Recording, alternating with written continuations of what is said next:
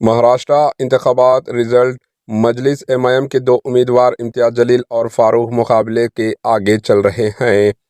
Maharashtra assembly election result में मजलिस MIM के दो उम्मीदवार फिलहाल आगे चल रहे हैं। औरंगाबाद ईस्ट के मजलिस एमआईएम के उम्मीदवार इम्तियाज जलील 23,549 वोटों की अक्सरियत से आगे चल रहे हैं और मजलिस एमआईएम के एक और उम्मीदवार फारूक, जो शोलापुर सिटी सेंट्रल हलके से मुकाबला किया था, दूसरे राउंड में 5,000 से ज़ायद वोटों से आगे चल रहे हैं।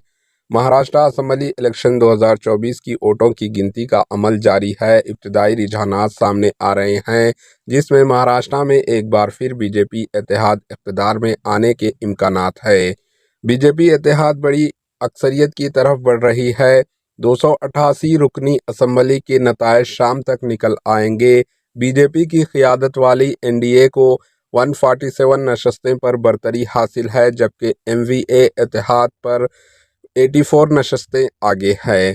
महाराष्ट्र असेंबली में कुल 288 नशस्तें हैं और हुकूमत बनाने के लिए 145 नशस्तें जीतनी ज़रूरी है। कोबला हलके में बीजेपी के उम्मीदवार राहुल, बारामती में अजित पवार और वारली में शिवसेना यूबीटी के उम्मीदवार आदित्य ठाकरे आगे चल रहे हैं। कोपरी हलके में महाराष्ट्र के चीफ मिनिस्टर एकनाथ शिंदे बरतरी रखते हैं। Bureau report, AHA news.